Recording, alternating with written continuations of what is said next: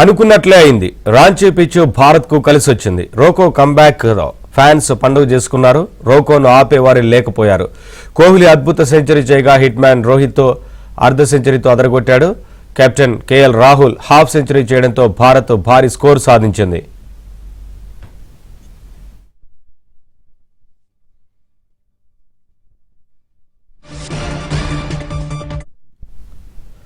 రాంచీ వేదికగా టీమిండియా దక్షిణాఫ్రికా జట్లు మొదటి వన్డేలో తలపడుతున్నాయి. తొలుత టాస్ గెలిచిన దక్షిణాఫ్రికా జట్టు బౌలింగ్ ఎంచుకుంది. భారత బ్యాటర్లలో రోహిత్ శర్మ 57 పరుగులు చేశాడు. అందులో 5 4లు 3 6లున్నాయి. మొత్తం 352 6లు కొట్టి ప్రపంచ రికార్డు సృష్టించాడు రోహిత్ శర్మ. అటు విరాట్ కోహ్లీ చెలరేగిపోయాడు. అద్భుతంగా ఆడి 11 4లు 7 సిక్సర్లతో 135 రన్స్ చేశాడు.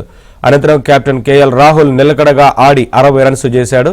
32 పరుగులతో రవీంద్ర జడేజా సమయోచిత ఇన్నింగ్స్ ఆడాడు. దీంతో భారత్ నిర్ణీత 50 ఓవర్లలో 8 వికెట్లు కోల్పోయి 349 పరుగులు చేసింది.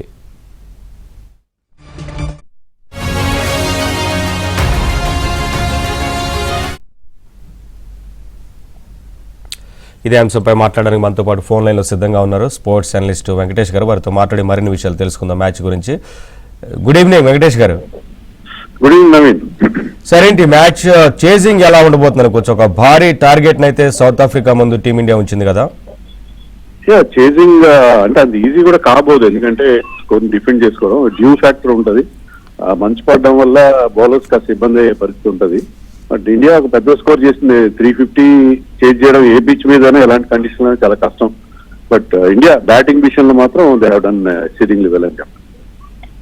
కోహ్లీ అండ్ రోహిత్ జోడీ ఎలా ఉందనుకోవచ్చు సార్ ఆఫ్టర్ లాంగ్ టైమ్ గత మ్యాచ్ తర్వాత ఈ మ్యాచ్ లో?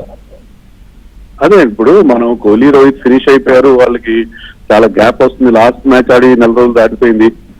దాంతో ఏంటంటే ఆ గ్యాప్ వల్ల వాళ్ళు మళ్ళీ ఊపు అందుకోవడం కష్టం అని చెప్పి చాలా మంది ఫీలింగ్ కలిగింది. కానీ అదే అలాంటిది ఏం లేదు. ఎంత గ్యాప్ వచ్చినా మా ఎబిలిటీ మాకు ఉంది అని చెప్పి మరొకసారి వాళ్ళు ప్రూవ్ చేశారు. లాస్ట్ టైం ఆస్ట్రేలియాలో కూడా అదే జరిగింది, ఇప్పుడు కూడా అదే జరిగింది. కోహ్లీ ఈ రోజు ఆడిన తీరు ball 1 he looked in very good touch.